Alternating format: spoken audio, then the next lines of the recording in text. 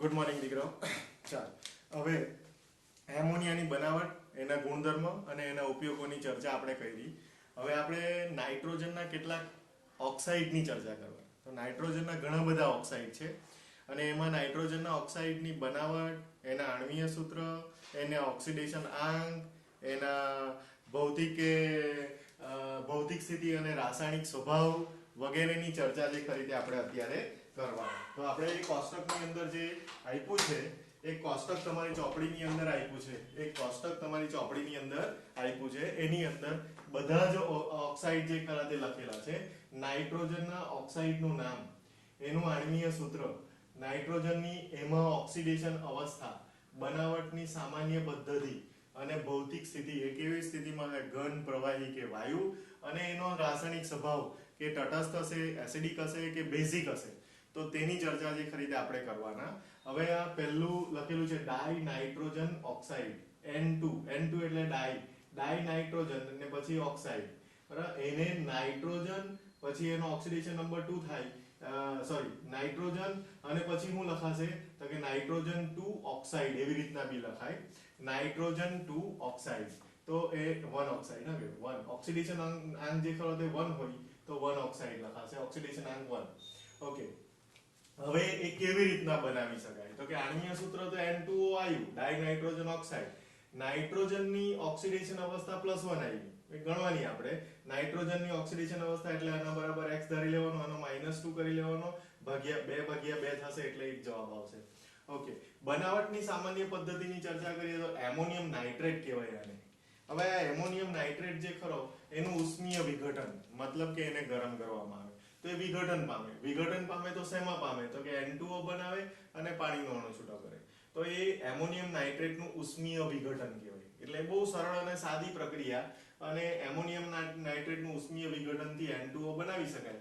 આપણે એમ લખીએ કે ભાઈ એમોનિયમ નાઇટ્રેટનું સૂત્ર હોય ને આપણે બનાવવાનું શું તો કે N2O, તો N2O લખી દીધો, બચ્યું શું થાય 4 હાઇડ્રોજન ને 2 ઓક્સિજન, 4 હાઇડ્રોજન ને 2 ઓક્સિજન થી શું બને તો કે પાણી. તો કેટલા મોલ તો કે 2. ભૌતિક સ્થિતિ અને રાસાયણિક સ્વભાવ તો કે ભાઈ એ રંગવિહીન વાયુ છે. N2O એ રંગવિહીન વાયુ છે અને સ્વભાવે તટસ્થ છે. રાસાયણિક સ્વભાવ જે ખરો તે કેવો છે, તટસ્થ છે. નાઇટ્રોજન મોનોક્સાઇડ, તો એમાં નાઇટ્રોજન 2 ઓક્સાઇડ બી લખાય એને, એનું સૂત્ર આવે મોનોક્સાઇડ એટલે એક જ. આને એક બીજું નામ બી આપી શકાય નાઇટ્રિક ઓક્સાઇડ. ઘણી વખત આને બીજું નામ બી આપી શકાય નાઇટ્રિક ઓક્સાઇડ, આવું નામ પણ અપાય. કોઈ જગ્યાએ આ નામ લખેલું હોય તો બી ગૂંચવવાની જરૂર નહીં, નાઇટ્રિક ઓક્સાઇડ બી કહેવાય. એની અંદર નાઇટ્રોજનનો ઓક્સિડેશન એટલે ઓક્સિજનનો -2 બરાબરની પેલી બાજુ જાય તો +2, એટલે નાઇટ્રોજનનો ઓક્સિડેશન નંબર +2. પણ એની બનાવટ જે ખરી તે બહુ લાંબી પદ્ધતિ. NaNO2 એટલે સોડિયમ શું કહેવાય તો કે નાઇટ્રાઇટ.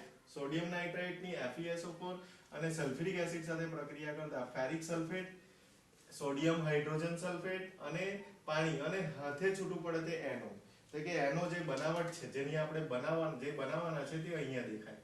તે સિવાય આ બધી બાય પ્રોડક્ટ છે, મતલબ કે ક્ષાર બને, એસિડ છે, આ ધારો કે બેઝ તરીકે વર્તે એની સાથે પ્રક્રિયા કરે, FeSO4 SO4 સાથે પ્રક્રિયા કરે ને એમ કરીને આપણને ક્ષાર મળતા હોય. આ પણ સોડિયમ હાઇડ્રોજન સલ્ફેટ એક પ્રકારનો ક્ષાર છે, તો એ આપણને મળતો હોય અને પાણી મળે. તો આ એક બનાવટ જે ખરી, એનોની બનાવટ જે ખરી તે આપણે ગોખવી પડે. એ રંગવિહીન વાયુ છે અને તટસ્થ છે, સ્વભાવ બંનેના સરખા છે. ઓકે. હવે ડાઇનાઇટ્રોજન ટ્રાયોક્સાઇડ એટલે કે N2O3 શું કહેવાશે, N2O3. તો એમાં નાઇટ્રોજનનો ઓક્સિડેશન નંબર 3 એટલે નાઇટ્રોજન 3 ઓક્સાઇડ, આ +3. ભાઈ ગણવું હોય તો ગણી શકો, ઓક્સિજનનો -2 3 × 6 / 2 એટલે +3 આવશે. હવે એની બનાવટ કેવી તો કે ઉપર જે આપણે બનાવ્યું છે NO અને નીચેની બનાવટ એટલે કે N2O4, NO અને N2O4. તો તમે જોશો કે 2 ઓક્સિજન આ ને 4 આ એટલે 2 તાલી કેટલા થઈ ગયા 6, અને 2 નાઇટ્રોજન અહીંયા અને 2 નાઇટ્રોજન અહીંયા એટલે કેટલા થયા 4, તો twice N2O3 બને 250 કેલ્વિન તાપમાને. સરળ પ્રક્રિયા. આ એક પ્રક્રિયા જરાક અઘરી અને આ એક પ્રક્રિયા જરાક યાદ રાખવા માટે આપણને તકલીફ પડે. N2O3 વાદળી રંગનો ઘન પદાર્થ છે અને સ્વભાવે જે ખરો તે કેવો છે, એસિડિક છે. ઓકે. ત્યાર પછી નાઇટ્રોજન ડાયોક્સાઇડ. ભાઈ નાઇટ્રોજન ડાયોક્સાઇડ એટલે NO2, એ તો આપણને ખબર પડે. હવે NO2 માં ઓક્સિજનનો -2 ચાર્જ એટલે -2 એટલે 2 × 4 બરાબરની પેલ જાય તો +4 થાય, એટલે નાઇટ્રોજન 4 ઓક્સાઇડ લખી શકાય. લેડ નાઇટ્રેટ નું ઉષ્મીય વિઘટન જ એક પ્રકારનું કહેવાય 673 કેલ્વિન તાપમાને લેડ નાઇટ્રેટ PbNO3 ટ્વાઇસ ને ગરમ કરીએ તો તમને 4NO2 PbO લેડ ડાયોક્સાઇડ અને O2 મળી શકે. તો આ બનાવટ બી સરળ. કથ્થઈ રંગનો વાયુ છે NO2 એ કથ્થઈ રંગનો વાયુ છે અને સ્વભાવે જે ખરો તે કેવો છે એસિડિક છે. નાઇટ્રોજન ટેટ્રોક્સાઇડ, ટેટ્રોક્સાઇડ એટલે 4 બરાબર, N2O4 લખવાના, 4 દુ 8 ભાગ્યા 2 એટલે 4 જ ઓક્સિડેશન આવવાનું બરાબર. નાઇટ્રોજન 4 ઓક્સાઇડ લખી શકો તમે. ઓકે, એ કેવી રીતના બનાવે તો કે NO2 માંથી બનાવે એટલે ઉપરનું જ સંયોજન લઈ લેવાનું. NO2 નું કન્વર્ઝન ઠંડુ પાડો તો N2O4 બને, N2O4 ને ગરમ કરો તો NO2 બને. ટ્વાઇસ મોલ લખી દેવાનું ગણતરી પ્રમાણે. બદામી હોય તો રંગવિહીન થઈ જાય અને રંગવિહીન હોય તો બદામી થઈ જાય. અનુચુંબકીય હોય તો પ્રતિચુંબકીય થઈ જાય અને પ્રતિચુંબકીય હોય તો અનુચુંબકીય થઈ જાય. મતલબ કે એના ગુણધર્મ જે ખરા તે અનુચુંબકીયમાંથી પ્રતિચુંબકીય અને પ્રતિચુંબકીયમાંથી અનુચુંબકીયમાં કન્વર્ઝન થતું હોય. ડાયનાઇટ્રોજન પેન્ટોક્સાઇડ ભાઈ N2O5, ડાયનાઇટ્રોજન પેન્ટોક્સાઇડ તો 5 દુ 10 ભાગ્યા 2 એટલે +5 થશે. આ નાઇટ્રિક એસિડ છે અને નાઇટ્રિક એસિડની ફોસ્ફરસ ડેકોક્સાઇડ સાથેની પ્રક્રિયાથી હાઇપોફોસ્ફરસ એસિડ અને N2O5 જે ખરો તે આપણને મળતો હોય 2 મોલ. તો આ અમુક રિએક્શન જે ખરી જેમ કે રંગવિહીન ઘન પદાર્થ છે અને એસિડિક છે. હવે અમુક પ્રક્રિયાઓ જે ખરી તે એવી કે જે આપણે કદાચ યાદ રાખી શકીએ, જેમ કે આ કોઈ ચિંતા નહીં, N2O બની જાય આરામથી, બહુ કોઈ નહીં, આ પણ ઈઝી પ્રક્રિયા બરાબર. પછી આ પણ એકદમ ઈઝી પ્રક્રિયા. અમુક પ્રક્રિયાઓ જે ખરી આ બી થોડી ઈઝી પ્રક્રિયા છે એરિયા, પણ આ તો 1 2 3 4 જે તમે સરળતા બે માં જ તકલીફ પડી. આ એક મોટી પ્રક્રિયા છે ને આ એક મોટી પ્રક્રિયા છે, તો એમાં કદાચ તકલીફ આપણને પડી ગઈ. ઓક્સિડેશન નંબર યાદ રાખવાનો છે +1 +2 +3 +4 +4 ને +5. એ તો તમે જાતે બી શોધી શકો અને નામ આપણને ખબર હોવા જોઈએ. મતલબ આપણે જોઈને નામ બનાવવાના. કેટલા નાઇટ્રોજન 2 એટલે ડાયનાઇટ્રોજન ને પછી ઓક્સાઇડ. આમાં Na એક જ છે તો નાઇટ્રોજન ઓક્સાઇડ, મોનોક્સાઇડ કહી શકો. આ ડાયનાઇટ્રોજન 3 ઓક્સિજન છે ટ્રાયોક્સાઇડ. NO2 તો કે નાઇટ્રોજન અને ઓક્સિજન 2 છે એટલે ડાયોક્સાઇડ. ઈઝી વસ્તુ છે. ડાયનાઇટ્રોજન ટેટ્રોક્સાઇડ, ડાયનાઇટ્રોજન પેન્ટોક્સાઇડ. તમે ઈઝી વસ્તુ જે ખરી તે બનાવી શકો. હવે આમાં હું તો કે પહેલા બે ની ચર્ચા કરતા હોય તો બંને સ્વભાવે તટસ્થ છે એ ખ્યાલ આવી જાય. પછી બધા જે ખરા તે એસિડિક છે તો બાકીના બધા એસિડિક જ છે. હવે એસિડિક છે એટલે સ્વભાવમાં તો યાદ રાખવાની ખાસ કોઈ જરૂર પડતી નહીં મળે. કેમ તો કે પહેલા શરૂઆતના 2 ઓક્સાઇડ જે ખરા તે તટસ્થ, બાકીના બધા સ્વભાવે એસિડિક. તો એ તો એસિડિક જ છે. એસિડિક જોઈ લો, આ એસિડિક, આ એસિડિક, આ એસિડિક, આ એસિડિક બરાબર. હવે હું યાદ રાખવાનું તો કે ભાઈ N2O3 એ વાદળી રંગનો છે, NO2 જે ખરો તે કથ્થઈ રંગનો છે અને રંગ નથી, અને પણ રંગ નથી, એટલે રંગમાં પણ યાદ રહીએ આપણને. ઘન કે પ્રવાહી તો આપણને જે પૂછી શકાય ભાઈ સ્વભાવે કેવા છે, એસિડિક છે કે બેઝિક છે કે તટસ્થ છે, તેનો પણ આપણને થોડી ઘણી વસ્તુઓ યાદ રહીએ એવી. ઓક્સિડેશન નંબર તમારે ગોખવાના નથી કેમ કે તે તમે જાતે શોધી શકો. તો આ થઈ ગયા તમારા ઓક્સાઇડ. એટલે નાઇટ્રોજનના ઓક્સાઇડ વિશે ટૂંકનો લખો એમ કે કોઈ પણ. હવે આખો સવાલ તમને પરીક્ષાની અંદર પૂછાવાનો નથી બરાબર. આપણને MCQ સ્વરૂપે કે પછી 2 માર્કમાં ભાઈ એમ કહી દીધું આપણને કે N2O અને NO ની બનાવટના સમીકરણ આપો, તો આપણે આ 2 લખવા પડે બરાબર. અથવા એમ કીધું કે N2O અને N2O3 ના આણ્વીય સૂત્ર, ઓક્સિડેશન અવસ્થા અને બનાવટની પ્રક્રિયાઓ આપો, તો 2 માર્કની અંદર તમને એનો સવાલ પૂછાય. કોઈ વખત એવું બને કે આમાંથી કોઈ પણ ઓક્સાઇડના ઓક્સિડેશન નંબર તમને શોધી, અથવા તમને એવું પૂછાય કે આ નાઇટ્રોજનના ઓક્સાઇડ છે એના આ નામ પૂછાય. તો આ બધી વસ્તુઓ જે ખરી તે ટૂંકા સવાલની અંદર તમને આવી શકે. 2 માર્કમાં આવે MCQ માટે આ કોષ્ટક જે ખરો તે અગત્યનો. હવે મેં હેડિંગ તો માર્યું નાઇટ્રોજનના ઓક્સાઇડ વિશે ટૂંકનો લખો. એકચ્યુઅલી આખો સવાલ એવી રીતના પૂછાતો હોતો નથી, પણ આપણે ટૂંકું ભાઈ N2O4 રંગવિહીન છે, કયો ગુણધર્મ ધરાવે, પ્રતિચુંબકીય. NO2 એ બદામી રંગનો છે, કયો ગુણધર્મ ધરાવે, અનુચુંબકીય. તો આવા બધા નાના સવાલો જે ખરા તે યાદ રાખવા પડે MCQ સ્વરૂપે, અને 2 માર્કમાં આ સવાલ જે ખરો તે આપણને પૂછાઈ શકે. હવે એની સાથે 2 માર્કમાં સવાલ કઈ ટાઈપનો પૂછાઈ શકે તેની પણ એક ચર્ચા સાથે કરી દઈએ, કેમ કે કદાચ માન ત્યાં સુધી તમારી ચોપડીની અંદર આપેલું છે એટલે તમે એ જોઈ લેજો અને આપણે એની ચર્ચા બી સાથે કરી દઈએ. બરાબર, ધ્યાનથી જોજો. અને હવે હું એક સવાલની ચર્ચા કરવા જઈ રહેલો છું. દીકરા જોજો સવાલ કેવી રીતના પૂછાય એના ઉપરથી. N2O3 અને N2O5 ને અનુક્રમે HNO2 અને HNO3 ના એનહાઇડ્રાઇડ કેમ કહે છે, એવો બી સવાલ તમને પરીક્ષાની અંદર આવી જાય. તો કે ભાઈ નાઇટ્રોજનના ઓક્સાઇડ જે ખરા, નાઇટ્રોજનના ઓક્સાઇડ એટલે નાઇટ્રોજનના ઓક્સાઇડ ધ્યાન આપજો. નાઇટ્રોજનના ઓક્સાઇડ એટલે અત્યારે કોષ્ટકની અંદર આપણે જે બધા ઓક્સાઇડ જોઈ ગયા તે. તો નાઇટ્રોજનના ઓક્સાઇડ જે ખરા ઓક્સાઇડ પાણી સાથે પ્રક્રિયા કરીને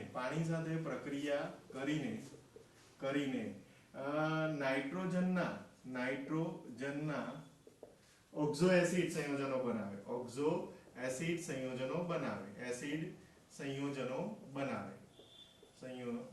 બનાવે ભાઈ હવે આપણને એટલી સમજ પડે કે નાઇટ્રોજનના ઓક્સાઇડ એટલે તો બહુ બધા છે બરાબર આપણે અત્યારે જોઈ ગયા તેમાંના ઘણા બધા જેમ કે N2O પછી NO જોયું પછી N2O3 જોયું પછી NO2 જોયું પછી N2O4 જોયું પછી N2O5 જોયું તો આ બધા નાઇટ્રોજનના ઓક્સાઇડ છે તો આ નાઇટ્રોજનના ઓક્સાઇડ પાણી સાથે પ્રક્રિયા કરીને નાઇટ્રોજનના ઓક્ઝો એસિડ બનાવે આ શબ્દ જે ખરો તે અગત્યનો ભાઈ એ ઓક્ઝો એસિડ એટલે તો કે નાઇટ્રોજનના ઓક્ઝો એસિડ જે ખરા તે જનરલી આપણી પાસે બે જ જાણીતા કયા તો કે એક HNO2 અને એક જે ખરું તે HNO3 આને કહેવાય નાઇટ્રસ એસિડ શું કહેવાય નાઇટ્રસ એસિડ અને આને કહેવાય નાઇટ્રિક એસિડ શું કહેવાશે નાઇટ્રિક એસિડ તો આ બે સંયોજનો છે હવે ધારો કે મેં ચોપડીની અંદર આપેલી છે વાત તે જો લખું તો કે ભાઈ NO2 જે ખરો એ NO2 ના 2 મોલ લઈને હું એની પાણી સાથે પ્રક્રિયા કરું તો મને HNO2 બી મળે HNO2 અને HNO3 પણ મળે બરાબર એક્વિયસ સંયોજન એક્વિયસ કેમ કે પાણીમાં સંયોજનો બનાવ્યા છે તો નાઇટ્રસ એસિડ બી મળે અને નાઇટ્રિક એસિડ પણ આપણને મળે હવે એમાં શું થાય તો પાણી સાથે પ્રક્રિયા કરી બે N છે 2 N આવી ગયા 2 દુના 4 4 ને કેટલા થયા 5 તો આમાં 2 આવ્યા આમાં 3 એટલે 5 બરાબર આ નાઇટ્રોજનનો આપણે કયો ઓક્સાઇડ લીધો આવ્યો આ ઓક્સાઇડ લીધો પણ અહીંયા તો હું લખ્યું છે N2O3 અને N2O5 અનુક્રમે HNO2 અને HNO3 ના એનહાઇડ્રાઇડ છે તો કે ભાઈ જો તમે N2O3 ની પાણી સાથે પ્રક્રિયા કરો તો તમને અહીંયા જવાબ મળે HNO2 એક્વિયસ લખી શકો તમે કેમ કે પાણીમાં બનાવ્યું છે વિચાર્યું તો કે નાઇટ્રોજન કેટલા તો કે 2 અહીંયા તો એક જ છે તો બગડે 2 કરી નાખો અહીંયા આ 2 કરી નાખ્યા ટ્વાઇસ HNO2